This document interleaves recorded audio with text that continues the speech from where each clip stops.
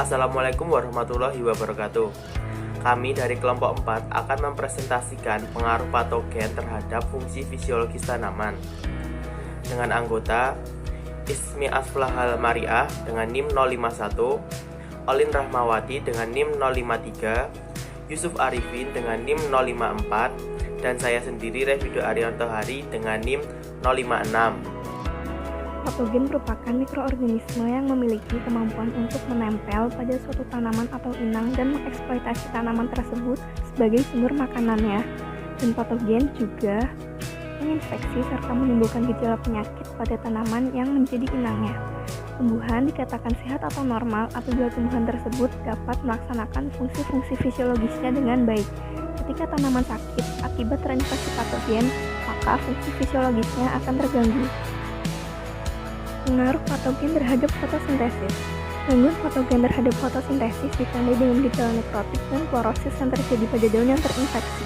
Perkembangan tingkat lanjut akibat hama dan penyakit. Apabila terjadi kerusakan jaringan daun atau defoliasi, maka proses fotosintesis akan menurun, bahkan seluruh proses fotosintesis pada daun tidak terjadi. Hal inilah yang menyebabkan aktivitas sel terhenti dan akhirnya tanaman mati. Perubahan utama akibat terserang patogen pada fotosintesis tumbuhan adalah terjadinya perubahan dan fungsi kloroplas menjadi tidak normal, yaitu terjadinya degenerasi yang dapat menghambat perkembangan jaringan muda. Penyebab ketidaknormalan kloroplas diperkirakan karena adanya toksin yang dikeluarkan oleh patogen sehingga menghambat fosforilasi dan sintesis klorofil. Fosforilasi adalah penambahan gugus fosfat pada suatu protein, sedangkan sintesis klorofil merupakan proses pembentukan klorofil. Serangan patogen juga dapat menyebabkan daya tumbuh biji rendah, yaitu akibat dari infeksi jamur yang telah mengganggu proses fotosintesis. Proses fotosintesis abnormal menyebabkan pembentukan biji tidak optimal. Selanjutnya ada pengaruh patogen terhadap translokasi air dan hara anorganik. Pengaruh patogen terhadap akar menyebabkan akar tidak berfungsi sehingga mengurangi kapasitas tanaman mengabsorpsi dan mentranslokasikan air atau mineral sehingga pucuk tanaman menjadi kerdil, daun menjadi layu dan kuning. Patogen yang merusak akar diantaranya cendawan dan bakteri penyebab busuk akar serta nematoda buru akar. Pada translokasi air melalui pembuluh kayu, patogen menginfeksi jaringan pembuluh pada tanaman sehingga menyebabkan terjadinya penghamburan pada penyerapan air dan unsur hara. Terganggunya saluran pembuluh menyebabkan perkembangan filoses. Pada gejala lanjut, daun tanaman bagian bawah akan menguning dan tanaman akan layu. Apabila batang dibelah, maka akan tampak gejala internal berupa nekrosis pada jaringan pembuluh yang biasa disebut dengan browning. Pengaruh patogen terhadap transpirasi. Daun yang terinfeksi oleh patogen akan menyebabkan transpirasi tumbuhan meningkat karena rusaknya lapisan pelindung pada daun seperti kutikula, sehingga akan meningkatkan permeabilitas sel-sel daun serta tidak berfungsinya stomata. Tenaga hisap dari daun-daun yang bertranspirasi secara berlebihan akan meningkat secara abnormal sehingga menyebabkan tumbuhan lemah atau tidak berfungsinya alat-alat pembuluh untuk menghasilkan tilosis dan bend. Yang selanjutnya, tanaman yang terinfeksi virus. Infeksi virus biasanya menyebabkan pengurangan laju transpirasi yang sering berhubungan dengan berkurangnya lubang stomata daun. Akumulasi karbohidrat pada jaringan daun adalah karakteristik penyakit virus yang parah. Biasanya diikuti oleh nekrosis floem dan atau gummosis, khususnya tahap lanjut penyakit. Selanjutnya, tanaman yang terinfeksi bakteri.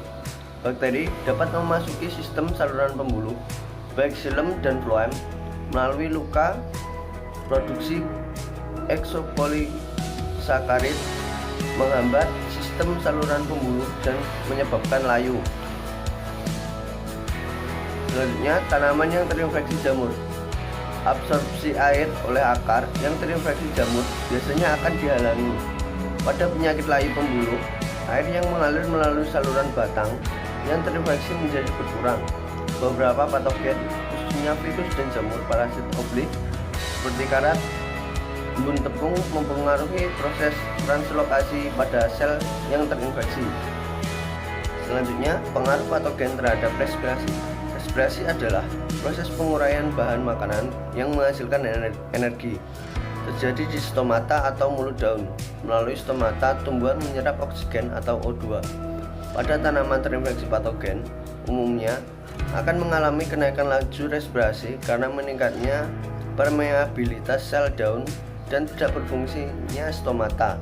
Artinya, jika jaringan tanaman sakit, maka tanaman tersebut menggunakan cadangan karbohidrat lebih cepat dibandingkan jaringan tanaman sehat.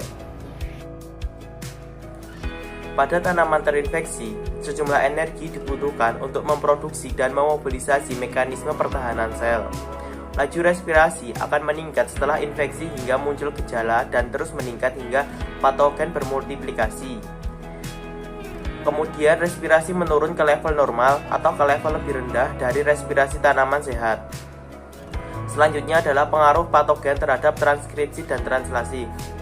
Gangguan patogen terhadap transkripsi dan translasi akan menyebabkan perubahan-perubahan ekspresi gen yang berakibat terjadi kesalahan transkripsi dan translasi.